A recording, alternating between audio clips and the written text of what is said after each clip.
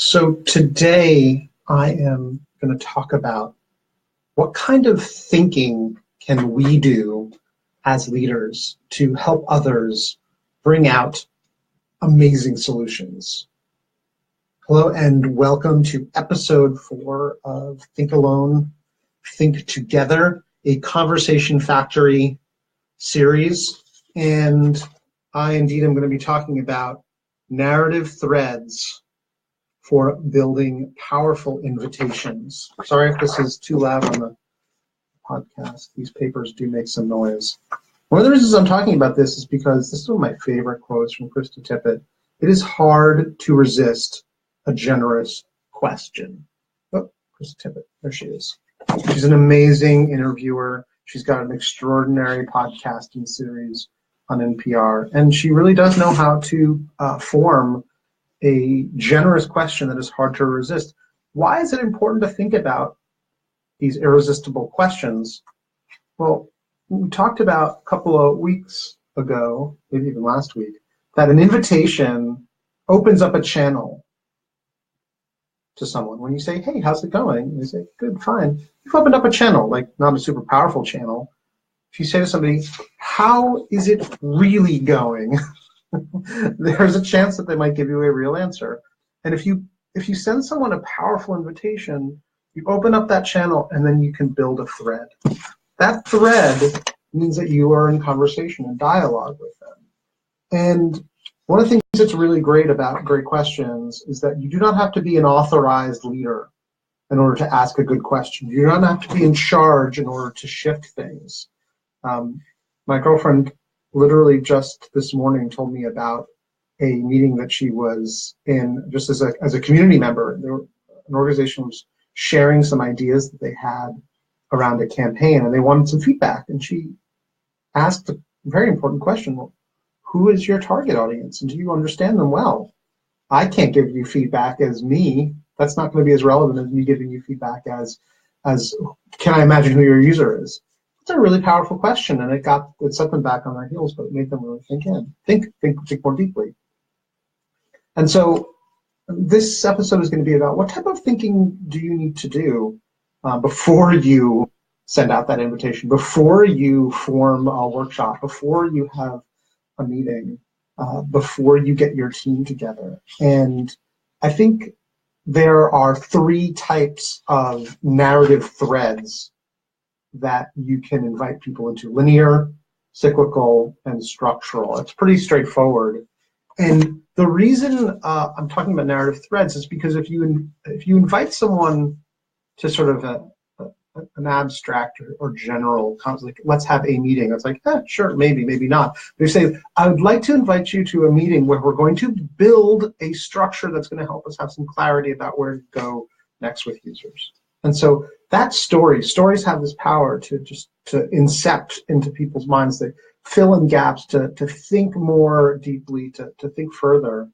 And so there's 2 types, and I'm going to talk about this more later on, but implicit, which are for you to think alone with, and explicit, for others to think together, for us to think together. And obviously one of my favorite linear, both implicit and explicit narrative structures is open, explore, and close. Years and years after I've taught people this model, I found that people are still using this, both to map out workshops and entire projects, but also to get other people aligned on a creative process. Linear, implicit, or explicit narratives are really great because it helps us divide time in a meaningful way. We're not going to spend just an hour thinking about it. We're going to take that hour and we're going to break it up into 15 minutes of opening, making sure we know everything that everyone in the room knows about it. We're going to explore and we're going to move it around, map it together, and then we're going to close and align on something powerful. Oh, that's a great story. It helps us focus on each mode, right, and not leave any of these modes out.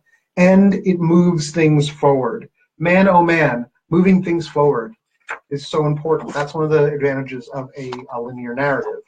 Another linear narrative you might be familiar with, the UK Double Diamond, the UK Design Council Double Diamond, or design thinking in general. Discover, define or describe, develop, and deliver.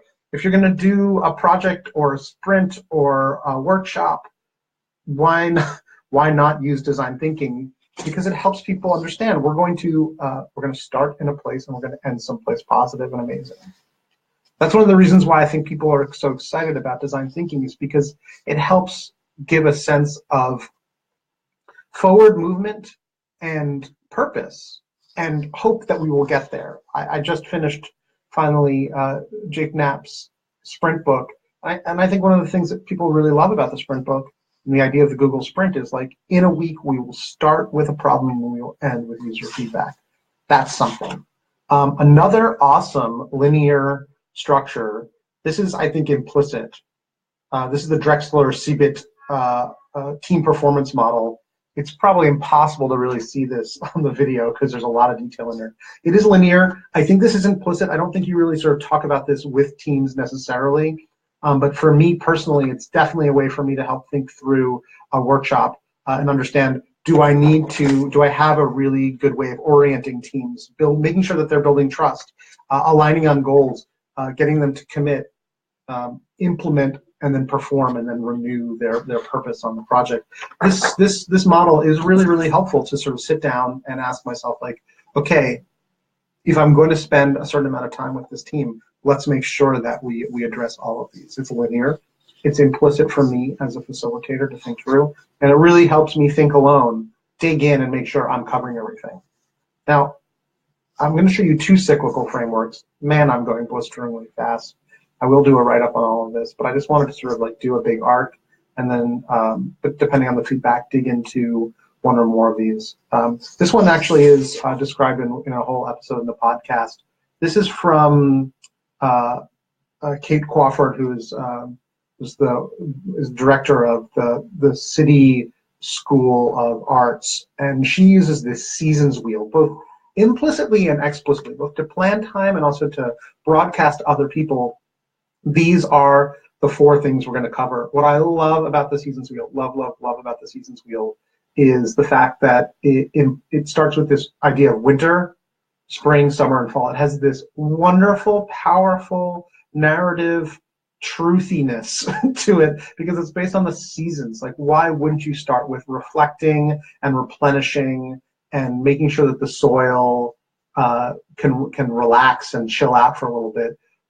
In work, we often forget to sort of start with some quiet, start with some thinking. This is honestly, think alone, think together. Some of this winter, spring, summer, fall thinking is definitely infiltrated my brain. Spring is to plant the seed, to imagine and inspire. Spring is about practicing and persisting and tending the crops.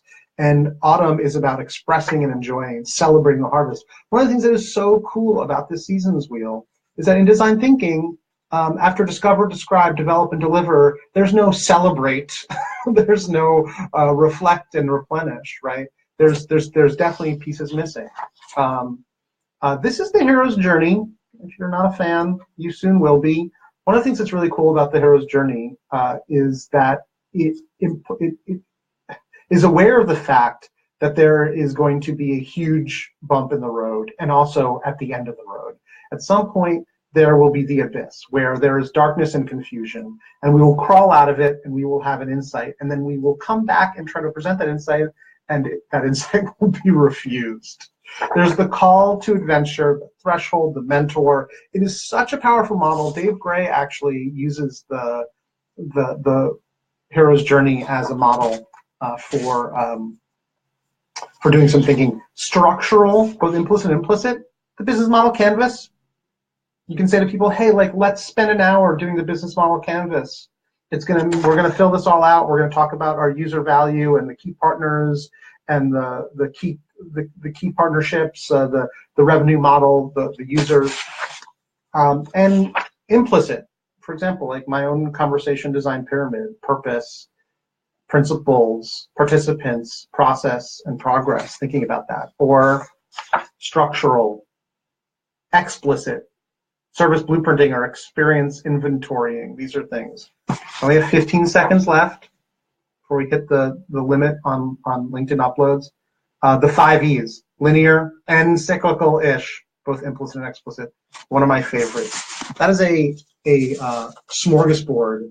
I'll see you next week.